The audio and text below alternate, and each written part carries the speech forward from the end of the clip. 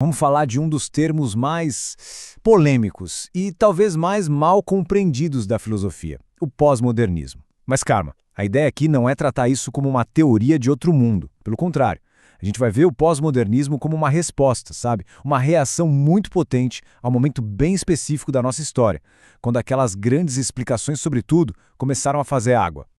E, para começar, vamos direto ao ponto, com a pergunta que é o coração de tudo isso. E se não existia uma única história certa para explicar o mundo? E se aquelas grandes verdades que a gente aprendeu sobre progresso, razão, sobre um futuro brilhante para todo mundo, e se elas não forem tão universais assim? É exatamente essa provocação que o pensamento pós-moderno joga na mesa.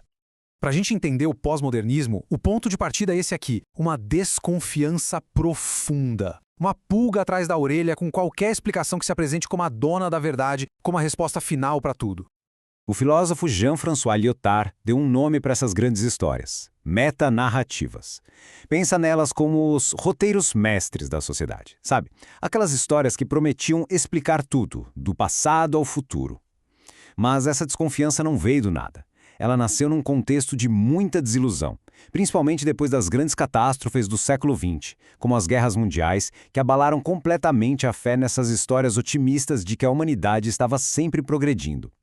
E aqui está o pulo do gato da crítica do Lyotard. O problema, segundo ele, é que, ao se apresentarem como a única verdade, essas metanarrativas acabam muitas vezes silenciando, excluindo um monte de outras experiências, outras vozes, outras formas de ver o mundo que simplesmente não se encaixam naquele roteiro. Elas podem virar uma forma de opressão, mesmo sem querer. E essa imagem mostra bem a virada de chave que foi proposta. A ideia do pós-modernismo é um convite para a gente parar de procurar uma única história gigante e universal e, em vez disso, começar a dar ouvidos para as pequenas narrativas. São as histórias locais, sabe, contextuais, que valorizam a diversidade e as muitas perspectivas, em vez de tentar forçar tudo a caber numa caixinha só. Ok, vamos para o próximo passo, que a conversa vai ficando mais profunda. Se não existe uma única grande verdade, como é que a verdade e o poder funcionam no nosso dia a dia? Outros pensadores mergulharam de cabeça nisso. Essa frase do Jacques Derrida é talvez a mais famosa e já mais mal interpretada de todas. O que ele queria dizer não é que o mundo é um livro. A ideia é que a nossa compreensão da realidade acontece sempre através da linguagem, através de um texto. O significado nunca chega puro, direto. Ele está sempre amarrado em outras palavras, outros conceitos.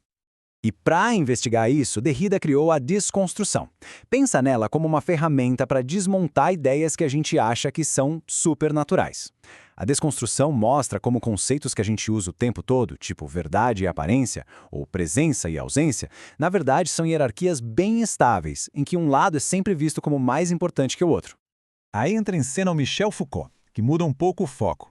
Se Derrida mostrou que a linguagem é um terreno movediço, Foucault foi investigar quem constrói as verdades nesse terreno.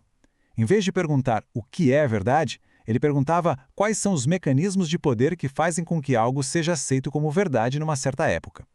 Para ele, conhecimento e poder andam de mãos dadas, inseparáveis.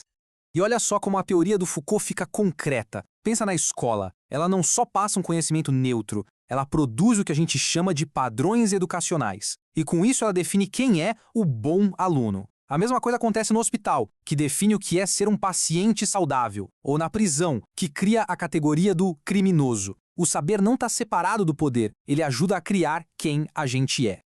A partir daqui, a coisa fica ainda mais esquisita. Se a verdade é produzida e o significado nunca é fixo, o que acontece com a própria realidade num mundo lotado de mídia por todos os lados? Jean Baudrillard levou essas ideias a uma conclusão assim bem radical. Ele olhou para a nossa sociedade de consumo, para a mídia de massa e basicamente disse: gente, a gente já não consegue mais separar o que é real do que é só uma representação. A gente perdeu o original de vista.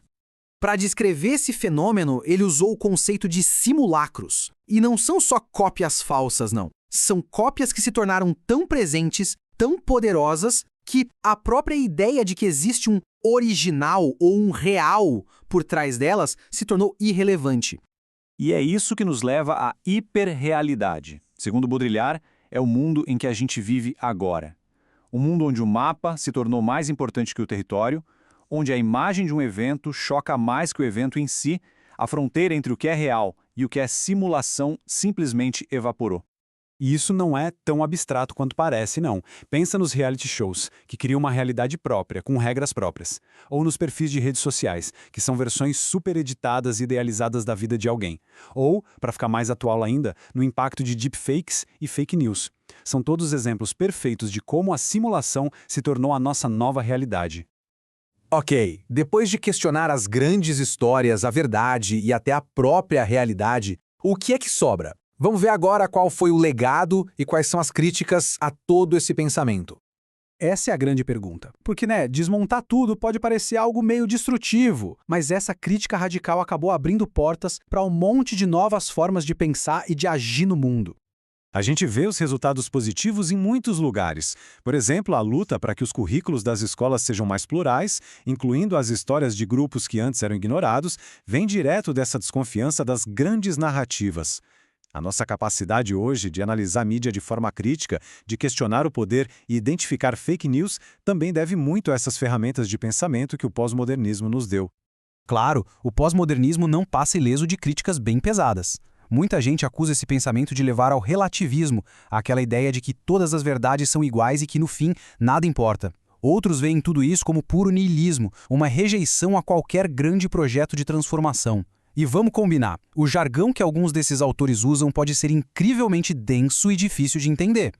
Mas mesmo com todas as críticas, as perguntas que o pós-modernismo levantou décadas atrás são hoje, talvez, mais urgentes do que nunca. Como a gente lida com poder? Quem é que define o que é verdade? Como a gente navega num mundo que é pura simulação? E a gente termina com a pergunta que talvez seja o maior desafio que o pós-modernismo nos deixou. Se não dá mais para contar com uma única grande história unificadora para nos guiar, como é que a gente faz para ainda assim construir um futuro em comum? Essa é a questão que fica no ar, para todo mundo pensar.